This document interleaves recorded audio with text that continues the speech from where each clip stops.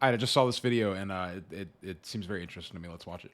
Have you ever felt like your brain is turning into mush from endless scrolling? Or maybe caught Yes. yourself in the middle of an Instagram When marathon? I was younger, I was really obsessed with the idea of getting off of the internet as much as possible. This is just something that for some reason naturally really came simple to me. I have lots of friends who see their cell phone as something that they can indulge in endlessly, and it never is something that they need to think about. They never have to worry about moderating the amount that they're on their phone for. But that was never me. I was the guy who was deleting all of the apps off of my phone, who was trying to get out and hike more, who was trying to do all those kinds of things. That was always my perspective on it. I knew that it was a thing that was doing bad things to me because, as I've said in other videos, I'm someone who grew up around addiction, who had issues in my own life with addiction, and I could feel that this thing was tugging at me in that same kind of way. I always explain addiction to people as whenever I'm away from something and I'm not thinking about it, it will pull at my brain without me having thought about it first. That it will just, I'll go to pick up my phone even though I haven't thought about my phone at all, or I'll go to light up a cigarette even though I haven't thought about wanting to smoke a cigarette. The addiction is in control of me, not me. Marathon, wondering where the last 2 hours went. We're talking about something that's secretly messing with all of us. Brain rot. Yeah. Yep. My brain is rotting for other reasons at this point in my life. I am truly getting older now. I had a thought today while I was out and about. I was coming out of Walmart and I literally thought to myself, like, oh, I'm becoming an old person. I'm becoming a full-grown adult right now in this moment. I can feel it. I was just inside of there. I was hyper-focused on what I was doing. Nothing else mattered to me. I wasn't looking at anyone or trying to smile at anybody. I was just getting my stuff done so I could get back home because I had been out all day doing things and I was very tired. I just thought, oh, I'm becoming an adult right now. It's just full on. The dreaded brain rot. For those of you who don't know, brain rot isn't some scary disease from a horror movie. No. It's what happens when you spend way Brain rot is what happens when the internet begins to put its own ideas into your head and you stop thinking about normal person things and you start thinking about internet things.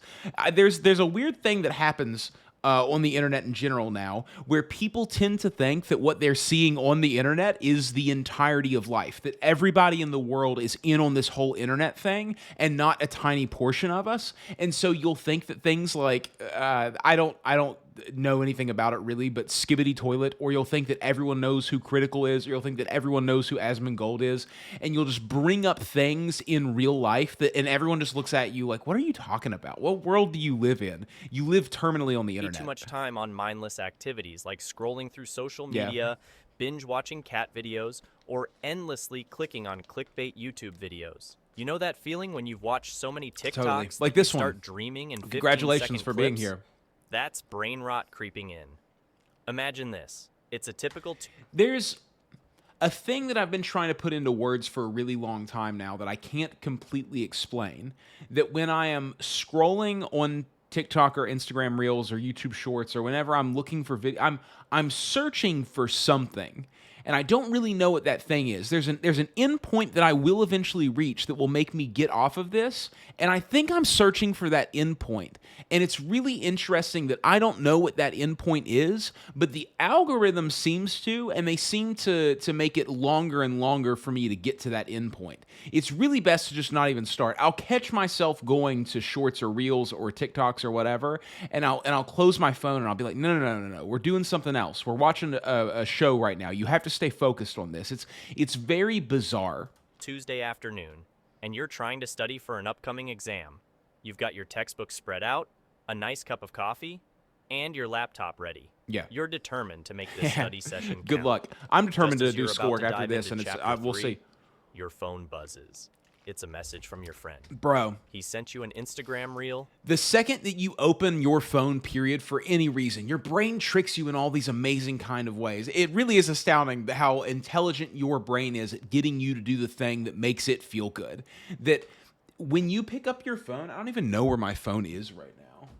There it is. When you pick up your phone and you check an email, that email is a gateway to everything else on your phone. You think, well, while I'm here, let me just check Instagram and see if anyone liked that comment that I posted. Let me just check my YouTube studio and see if anybody has liked my videos or how many views I have on these videos. And before you know it, you're just binging some kind of useless content, and it's all a trick that your brain has played on you. You never were just going to check for a minute. You never even wanted to check your email. Your brain wanted to get to the thing that you know that you shouldn't be doing, and it tricked you into doing that because you're not in control of this machine. It looks hilarious.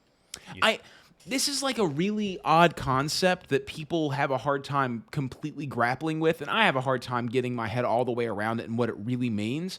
But I often think about the fact that, this thing happened because I had some kind of chemical impulse in my brain. And then I think about that for a minute, and I think, well, that's everything. Everything is just a chemical reaction in my brain. Everything is just neurons firing and hormones going off. There is nothing else. I'm not this individualistic creature who is in control. It's not like that. We are at the responses of our body, and our body is just a big chemical process that's happening. And it's so funny because, like, what else is there, But we try to imagine that there is something else, that there is this person here, but that's a trick of the light, That's a trick of the fact that we can't really explain the experience very well.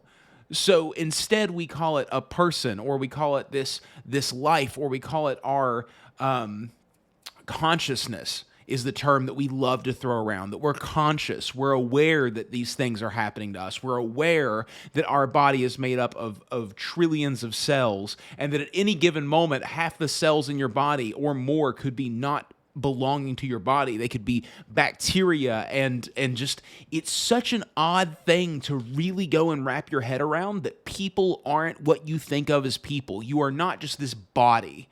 That is not what a person is. You are a conglomerate machine that is operating on reality. And that's just tough, I'll just check it out for a quick laugh. It does make you have a little bit more leeway for yourself. You feel a little bit less guilty about things. You feel a little bit less like you're a lazy sack whenever you're aware that you're just sort of this cloud. You open Instagram. I hope I'm not giving any of you guys a crisis with the things that I say in these videos. I hope that none of you take what I say too seriously. I've heard from other people that when I dump my thoughts onto people, that it can be kind of damaging, because these things give me solace and joy, and for other people, they cut and make them think about things that they'd rather not think about. And watch the reel. But then you swipe up to see the next reel, and the next, and the next.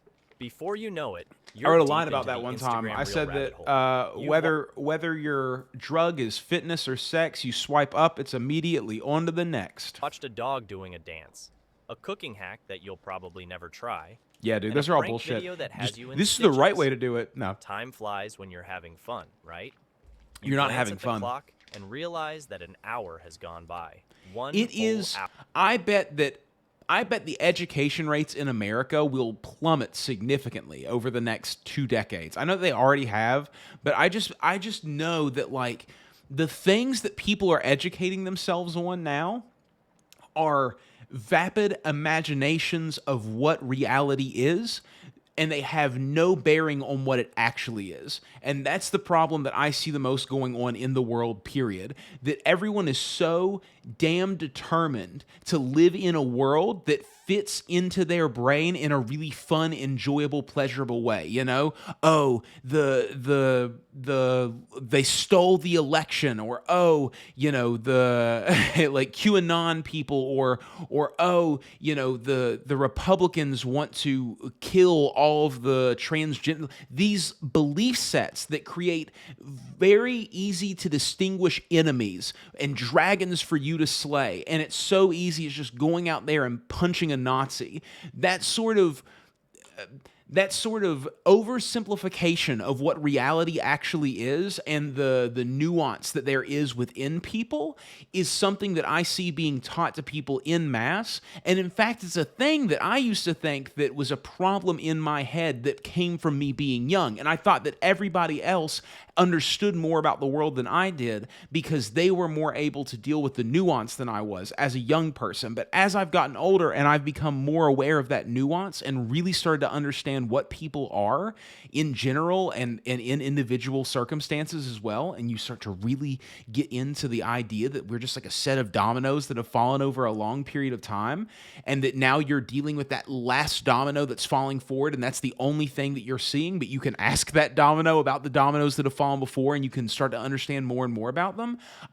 It seems like nowadays more and more people are falling into the trap of thinking that this domino that's falling has made 1,000 decisions to be this exact domino, and that domino is very glad to be this domino, and this domino is on purpose, and it's here on a mission to harm you. That's such an insane thought to me that people actually feel that way about other people and life in general. This is not what this video is supposed to be about, but whatever. But man, that just seems to be how people are going right now, to me at least. Your textbooks are still lying there, untouched. The coffee you made is now cold, and you can't remember what you were supposed to be studying in the first place. That's brain rot in action. You try to get back. It's like that domino picked out every domino that fell before and decided exactly how they would fall. That's what you're imagining. And that domino didn't have the ability to do that. To your study groove, but it's hard to focus. Did you know it takes about 20 minutes to regain full focus after a distraction?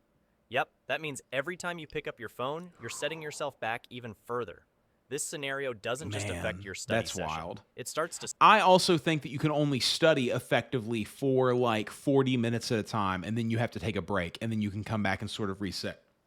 That your brain sort of reaches its momentary capacity of what it can handle in that 40 minutes, and then you have to crank through all that and crush it down, and then you can come back and put more in there. It's like a trash compactor. Spill over into the rest of your day. You decide to take a break from studying and go grab some lunch. While you're eating, you absent-mindedly scroll through your phone again. This time, There is no music in this guy's video, and it is giving me the heebie-jeebies. But there's no music in my videos most of the time, so I guess I'll let it slide. YouTube. By the time you've finished your lunch, another hour has passed. Yeah. You were supposed to go for a jog to clear your mind and get some exercise, but now you're feeling sluggish and unmotivated. Yeah. You decide to skip the jog and just chill on the couch for a bit. You turn on Netflix and start watching a new series. 3 episodes later, you realize the entire afternoon has slipped away. The next morning, you wake up feeling groggy. I don't know if he's actually describing brain rot. I think that he's describing patternistic behavior, that you develop a pattern of living and you will fall into that pattern very easily. It's habitual. And as you go on about your life, you'll realize that you have to break habits over extremely long periods of time. We've all heard that phrase that a good habit is made over the course of 30 days or whatever. It takes like 60 days to break a bad habit, however they want to spin it. But it takes a significantly longer time than that. There's what we call in the fitness world, there's set point theory, which is the idea that you are at a set point in your weight and your body will try to naturally fall back into that equilibrium. And that number is based off of your lifestyle, how many steps you're taking a day, what you do with your free time, what kind of food you eat, how much of that food you eat. All of these things affect your weight. And that's true of life around you in general. You will stay in a set place as long as you stay that person, and becoming someone else means breaking away from the relationship that you have with yourself as that person. If you think about when you're in a relationship for a really long time, so you've been dating someone for 5 years, and then you only know how to be with that person, then you break up with that person, and then say that you start immediately trying to date somebody else. You will try to fall into a similar relationship with that person because you want to fall back into this this type of person that you already are. The only way to get away from that is to live alone for a long time and to break away from that relationship that you have, that knowledge of how you interact with other people, and become something different. And then when you become that thing that's different, then you can work your way back into relationships with somebody else and actually have a different kind of relationship. It's the same thing when you're living your life normally day to day. You have to figure out who it is that you are currently, and then you take that person and you break them down into all of the things that make them them, all of the habits that they do. Then you find the habits that you don't like and you start slowly replacing one of them at a time. And as you replace those habits, you're going to have a pull back to the old habits that you had. And you have to live a very long time interacting with those new habits before they actually replace those old ones. The theory is that you have to live longer than you did with your old habits, with your new habits, before you will become set point into that new person. Augie. You didn't get enough sleep because you stayed up late trying to make up for lost time. Yeah. You drag yourself out of bed, already dreading the day ahead. And the cycle continues. You might think we're just being dramatic, but studies have shown that excessive use of the internet and social media can lead to cognitive overload.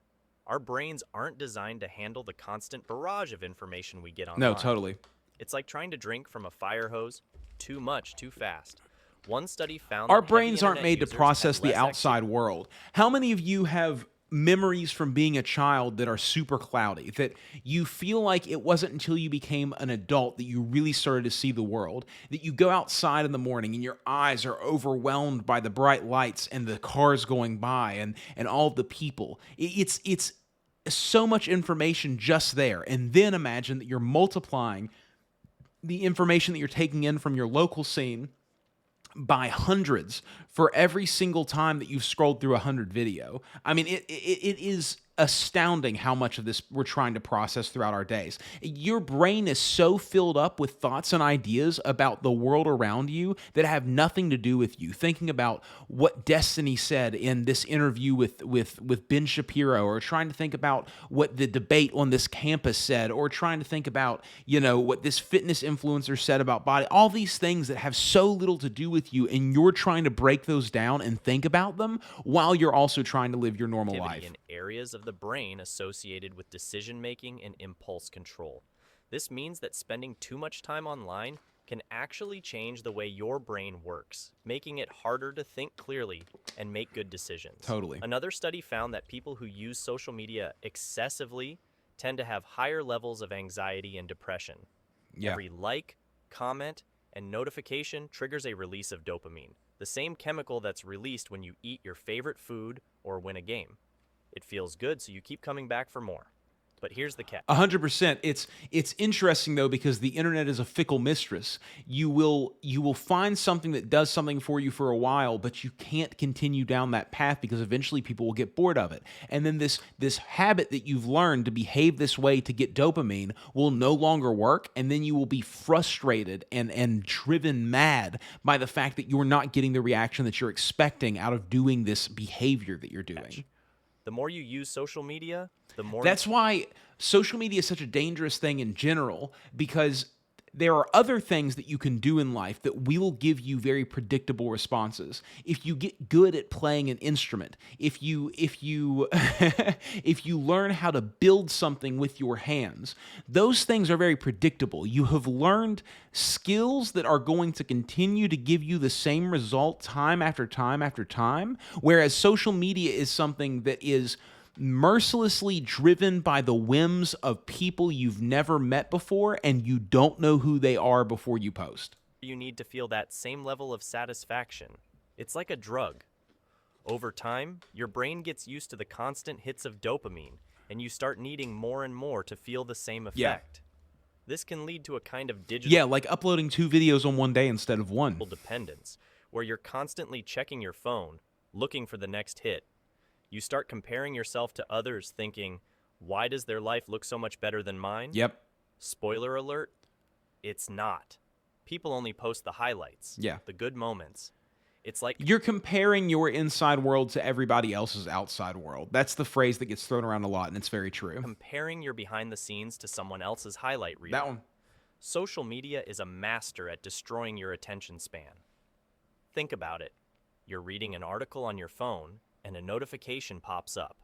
You check it, respond to a message, maybe like a couple of posts, and by the time you go back to the article, you've forgotten what you were reading. If I'm going to give you a good tip for how to start to break a social media habit, if you have one that you want to get rid of, is decrease the number of things that you do on social media daily by a small amount every couple of weeks. If you like photos, stop liking photos. Stop doing that. If you comment on comments, or if you comment on comment threads, stop commenting. If you read comments, then after a few weeks, stop reading the comments. Then if you watch 10 videos, after a couple of weeks, watch 5 videos and just slowly back off of it, man. You know? What you'll realize at some point, you won't wean yourself completely off. That's not how I found these things to actually work.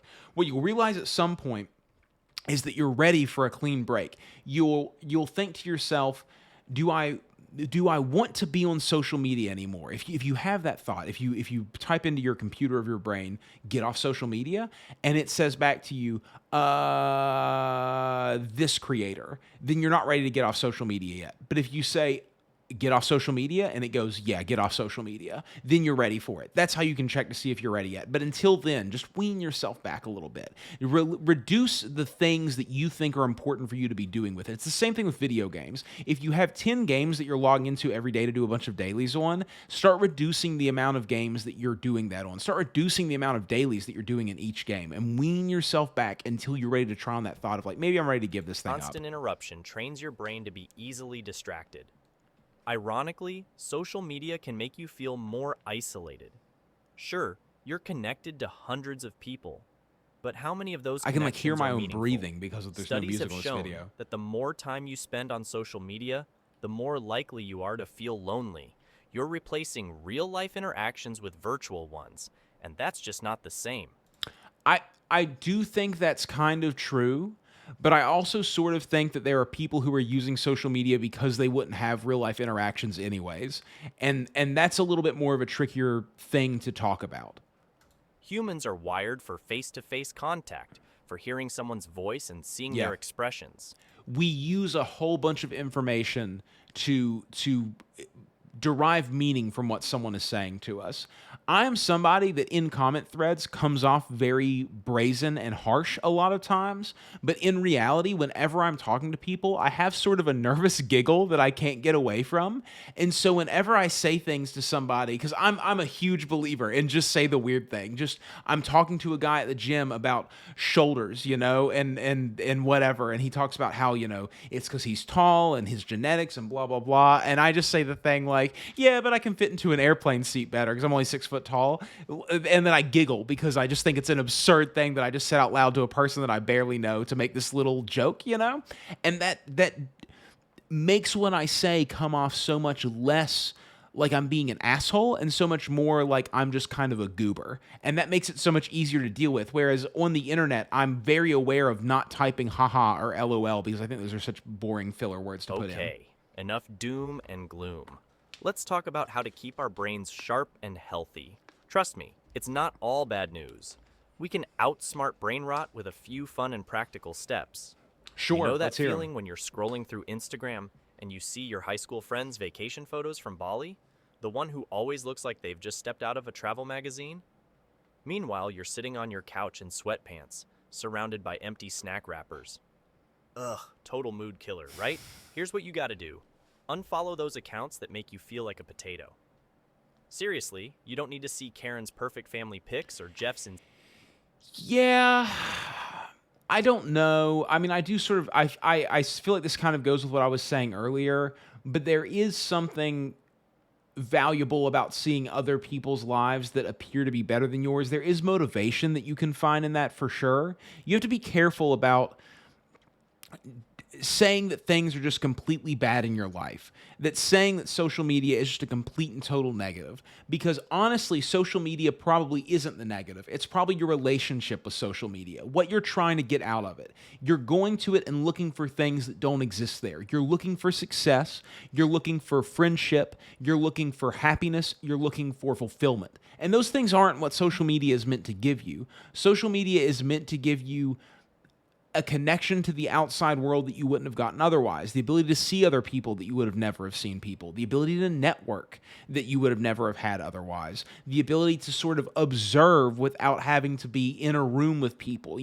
I learned a lot about how to be a person and how to exist in this world off of interactions that I had through the internet. Luckily, I grew up in the time of MySpace when you could just get on there and be kind of an asshole and you would have it blow up in your face and you would see very direct results from that.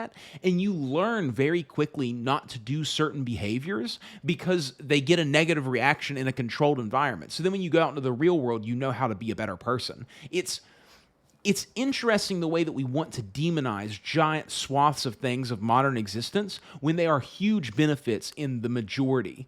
And it's in the minority of our lives that we feel that we are being ruled by and destroyed by these things. It's really humans looking for problems, I think, a lot of times, and that's a good thing. We should be looking for problems to solve because that's how we've gotten this far as a civilization.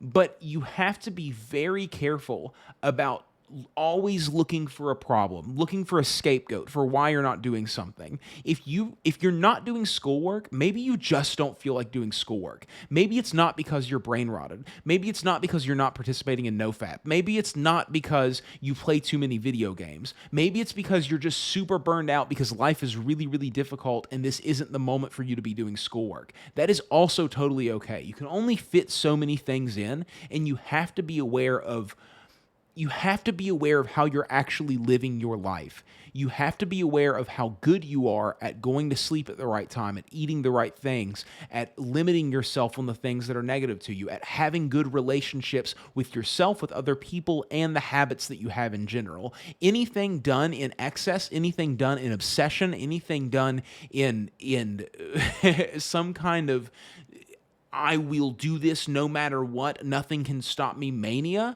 is going to have a negative reaction in your life and the way that you live. Insane six-pack abs every day.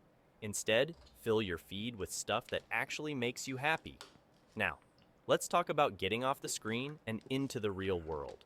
Call a friend, go for a walk, join a club, do things that actually make you feel connected. Picture this.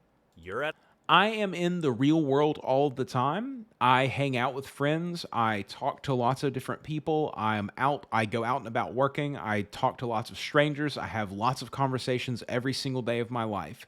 It does not make me feel that much more connected. Sometimes it makes me understand how different we all are, and also how disconnected all of the individuals that I'm talking to are from the world. It's always nice when you meet someone that you really click in with, but that is not something that just happens every single time you try to do it. And people like this definitely try to tell you to a degree that it's as easy as just stepping out your front door and saying hello to the first stranger that you meet. That's not my experience whatsoever. At a coffee shop, and instead of being glued to your phone, you strike up a conversation with the person next to you. Yep. Maybe they're reading the same book you love, or wouldn't that be cute magical? Dog with them. Instant connection, right? I have a cute dog. Don't touch other people's dogs without asking first, And also ask if their dogs bite. My dog doesn't bite, but some dogs bite, and you need to know that. Or how about joining a local club? Sure, it might feel a bit awkward at first, kind of like the first day of school all over again, but soon enough, you'll find yourself looking forward to these meetings, sharing laughs, and making new memories. Where are these clubs, dude? I always make this point whenever someone says, join a club. Join a club, dude. Join a club. Where are the clubs? Where's the club sign-up board? Tell me. Show me where the club sign-up board is. I can't find them in my town. Is it somewhere that I'm not looking? Please explain to me. Trust me, social media can't replace the feeling of a real human connection. And think about it. Remember the last time you had a deep conversation with a friend over coffee? That feeling of being truly understood and connected?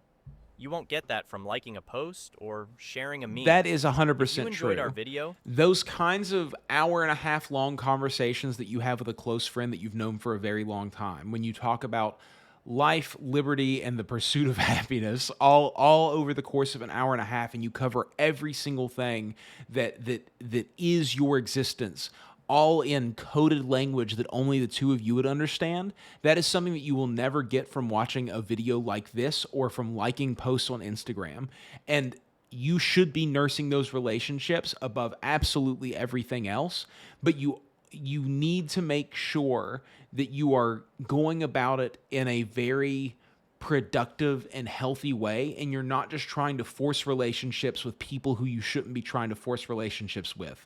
I know a lot of people in real life who have very large friend groups, and their friend groups are destructive as all hell for them, that it would be so much better if they had no friends in that friend group for sure, because they pull them into terrible situations. They're constantly in arguments. There's always some big drama going on, and you have to be really careful about those things. Overall, it was a pretty good video. This was a weird one because there was no music and it feels just quiet today. But give it a like and subscribe. Just facts. I'm gonna have to check this guy out more. He's only got 6.63K subs, and he makes pretty good content. He makes good points. Peace out, guys. Be safe out there. Bye.